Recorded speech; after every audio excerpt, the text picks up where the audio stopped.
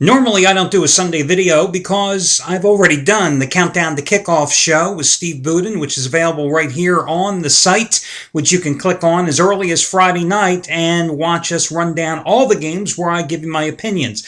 But I'm doing the video today for two specific reasons. First of all, I wanted to key on three particular games to give you as complimentary plays, and I also wanted to reiterate the money-saving discount coupon code that'll save you $20 off a single purchase today, and most importantly, I want to talk about the carnage that was on Saturday. I mean, listen, guys, and I've told you that I believe, and I've always felt that week number 2 of the college football and the NFL season's most difficult week of the entire year to win money. And you may say, well, why is week number 2 different? Because, as I've explained to you in the past, the opening week of the season, you definitely have the advantage over the odds makers because they don't know any more than you do about what to expect from these teams, so consequently you get soft lines. However, remember, the public generally gravitates towards favorites, and consequently what happens in week number 2 is the odds makers adjust, so you're paying more for those favorites, which may look attractive,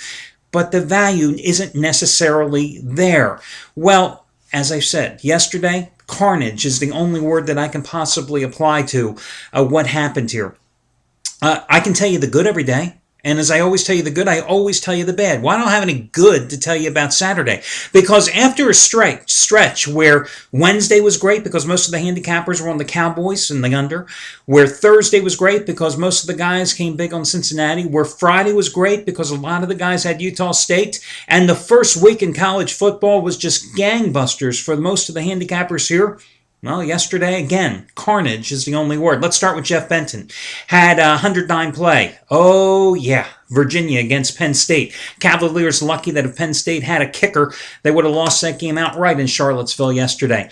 Anthony Redd, who was on a great run, in fact, Wednesday night, hit the 50-dime play on the Giants under with the Cowboys, came back with the 100-dime winner on Cincinnati on Thursday, came back with the 25-dime winner on Utah State on Friday outright as a 7-point home dog. Well, yesterday he had his 100-dime winner number 7 out of 9 overall. Duke against Stanford. If this was a battle of the SATs, I think the Dukies plus 13.5 points or 16 points, whatever that line was, would have been a great play. Unfortunately, a team that gave up like 28 points to Florida International at home last week gave up about 156 to Stanford last night and didn't even come close. I mean, they were down 20 early and never looked back because they never looked forward in that game. That's how it went. So unfortunately, A-Red lost that play. And I mean, Craig Davis, who was a perfect 3-0 with 50-dime releases already this football season, including 2 for 2 in college football, and those plays won by a couple hundred points yesterday. Loser with New Mexico against Texas. The huge road dog not coming close enough, however, to cover the number. That's how it went on Saturday. Now, listen, guys, let me just talk about myself yesterday. I have said many times, a loss is a loss. It doesn't matter how you lose the game. A loss is a loss. And I cannot stand handicappers and gamblers who make excuses for losses. Oh, it's because that team fumbled the ball, or that coach made a bad call, or that referee blew the whistle too early. Oh, please. There is no way to rationalize a loss. A loss is a loss. Period. If I'm not cashing in a ticket at the window, it's a losing day. Period. End of story. But some losses are more difficult to deal with than others. And I used the example here on the webpage, and I'll repeat it here to you in the video in case you didn't read it. I would rather lose a game like Miami of Florida lost yesterday. A team that was like, getting 7.5 points or something at Kansas State and lost, 52-7 or something like that. I would rather lose a blowout game than lose that small 5-dimer like I did yesterday with the University of Nevada. I mean, did you see how that game played out? And let me just give you the quick recap. Nevada takes the early lead. They're up 21-6 early. South Florida comes on back, but still, I've got the lead, right? And then B.J. Daniels throws a 52-yard touchdown pass to South Florida quarterback with 2:37 remaining. But I still have the lead. And then B.J. Daniels throws a 56-yard touchdown pass with 38 seconds remaining, making it South Florida 32, Nevada 31, and a game that I had, the Wolfpack, at Pick'em. I mean, how many times do you get beaten by a quarterback throwing two 50-yard plus touchdown passes in the final 2.5 minutes of the game on the road? Again, I would have rather lost 52-7 than lose that way. That hurts. A loss is a loss, but that hurts a little more. But guys, it doesn't get me down, because here's the bottom line. It is the beginning of the football season. In the NFL, as far as I'm concerned, I did not have a play for your Wednesday night opener between the Giants and the Cowboys. Despite yesterday's little loss, I am still looking for winning day number 23 out of 32, and I kick it off today with my 15-dime opening game of the year play. It goes on the early card. I'm 12-5 with this play the last 7 years, including 7-2 the past 9 seasons. 15-dime play doesn't sound like a lot, but keep in mind, these are the same 15-dime plays in the NFL that I'm 47-32 with over the past 4 years. Same 15-dimers in the NBA I'm 38-19-3 with the past 3 seasons.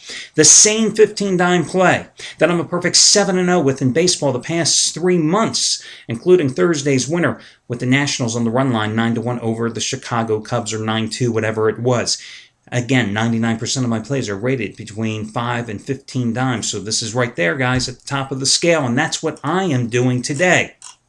Shawn Michaels, the number 1 handicapper here at the site in preseason play.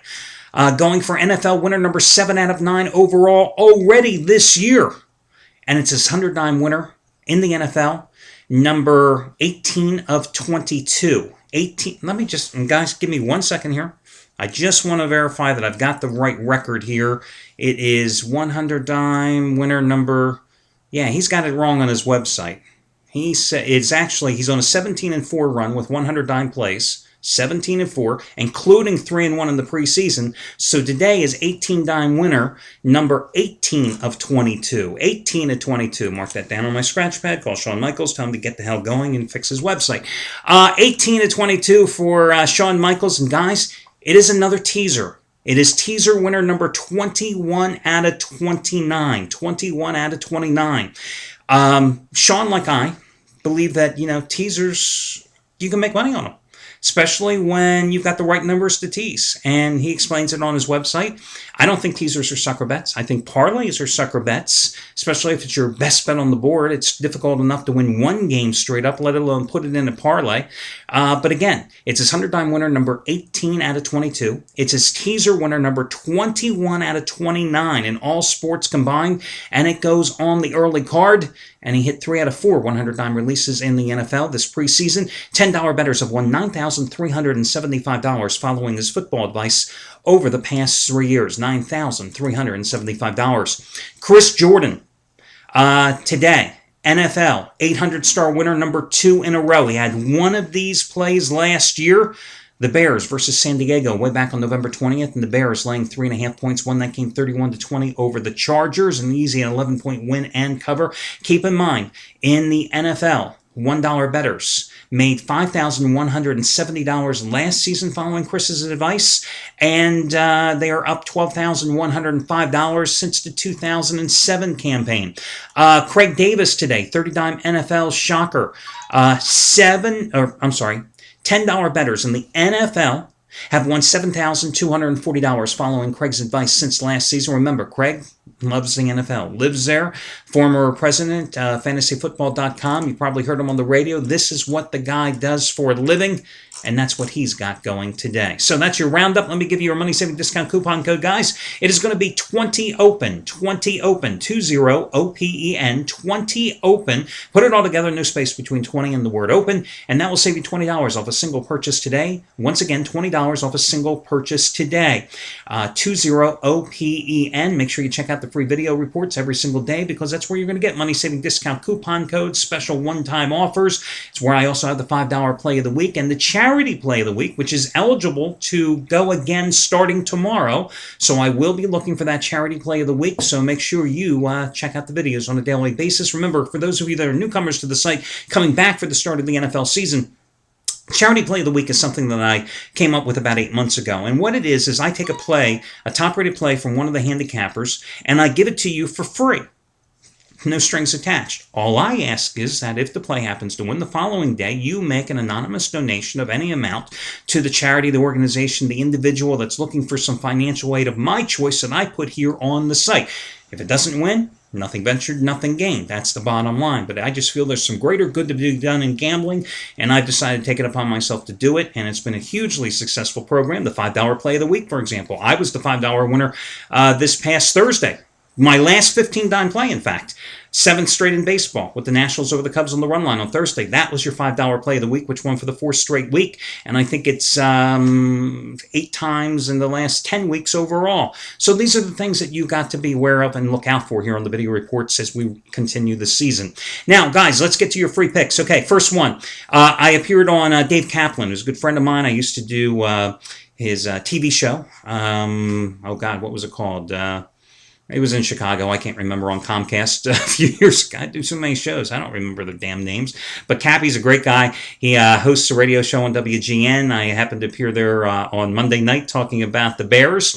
I like the Bears today. I like the Bears minus the 10.5 points at home against Indianapolis. Listen, I don't think you put a lot of stock in the preseason, okay? But I think there's one particular thing that you take out of the Indianapolis game in week number 3 when most of your starters played against Washington. The Colts were on the road. What do the Colts have to do this season? Well, first of all, this is a new team, but it's more than just Andrew Luck. I mean, 30 of the 53 players on the roster weren't there a year ago. But the Colts, under first-year coach Chuck Pagano, they've got to be able to run the ball, and they've got to be able to stop the run. Well, they could do neither in week number 3 at Washington in the preseason. They ran the ball just 27 times and picked up, or ran the ball 27 times and picked up just 53 yards. That means Andrew Luck is constantly faced in 3rd and long situations. That's not ideal when you're on the road against a Bears team that's going to be bringing Julius Peppers at you at every opportunity. Meanwhile, their ground game, Donald Brown and Vic Ballard each had 8 yards on 7 carries. That isn't exactly productive. Meanwhile, the Redskins ran for 147 yards on 27 carries. Matt Forte is healthy for the Bears. Michael Bush is a great backup for the Bears. The passing game is only going to be better now that Brandon Marshall has been brought in to complement Jay Cutler. Their return teams with Devin Hester, is there anybody better other than maybe Cribbs for the Browns in the NFL right now? I don't think so. Fired up team, new offensive coordinator, Mike Martz is gone. That means Jay Cutler and the Bears fans are probably much happier. The Colts were 0-8 on the road last year, losing by an average margin of 31-13. I don't see any vast improvement with Indianapolis this year, so go ahead and lay the points. You know, that division with the Bears, the Packers, and the Lions, I think it's the best division in football. I think we're going to see, I think we're going to see some tremendous action in these two teams beating each other up throughout the season, but I like the Bears, this one, to roll big. Philadelphia owner Jeffrey Lurie laid it on the line about 3 weeks ago, and he said 8-8 was not going to cut it for Andy Reid's job security for a 2nd straight season. I thought it was interesting the Eagles, despite the injuries to Michael Vick, played much better than they normally do during Reid's tenure during preseason play. Well, now it's put up or shut up time starting today in Cleveland. This team that collapsed last year out of the gate had to rally to win their final 4 games to finish at 800 or 500 last year at 8-8. Has to get off to a positive start, and they've got everything going for them today. Michael Vick, who took a whopping 12 snaps because of multiple injuries during the preseason, is allegedly healthy, although wearing a flak jacket. They've got Shady McCoy, LaShawn McCoy, leading the ground game. The defense with that wide 9 can't stop the run. And the linebacker core is still suspect, but this is a team that, again, led the NFL in sacks last year with 50, had 21 more in the preseason, and they're going to be teeing off on a rookie quarterback, Brandon Weeden, who they already saw briefly in the preseason in week number 3, a game that the Eagles won, 27-10. But again, the Eagles starters only played about a quarter. The Browns starters only played maybe about a half in that contest. Yes, the Brownies have Brandon Weeden, who made me a lot of money at Oklahoma State. I love the guy. And they do have Trent Richardson, their first rounder out of Alabama. But this is a team that has covered just twice in its last 12 home games. I'm going to go with the Eagles here, even though it's a big number. But let me tell you, with Philadelphia, you know the deal, guys, with these guys. Vic is a turnover machine, so it wouldn't surprise me if the Browns are in a position for a backdoor cover late, but I do like them today, and I think they've got to really put on an impressive display here. Finally, I don't see how you can't lay whatever the number you have for Houston. It's the biggest number on the board. Why not lay it? I mean, Houston went into Miami last year, a Miami team that was better last year, and beat the Dolphins 23-13 in South Florida. Now the Dolphins have no wide receivers after getting rid of Brandon Marshall. They've got nothing at quarterback. Well, not that they have nothing, but they have the inexperienced rookie, Ryan Tannehill, making the start. They've got a brand new head coach in Joe Philbin. Well, he came from the Packers staff. He didn't bring Aaron Rodgers with him. He didn't bring everybody else with him. Didn't bring Donald Driver with him. I just don't see Miami competing in this game. And I think that Matt Schaub, seeing his first regular season action since late last year when he went out with the injury, with that foot injury, I think he's just going to light up the scoreboard here, and the Texans are going to absolutely roll in this contest. They went 13-5 against the spread last year, covering 10 of their last 12 games. They've covered 8 of their last 10 at Reliant Stadium. Texans, your other free pick, along with Philadelphia and Chicago. And yes, they are all 3 favorites. As I pointed out in the Countdown to Kickoff show, week number 1 of the NFL, historically, the favorites are the way to go. So why not go with them? Good luck, everybody, and I'll catch you again on Monday.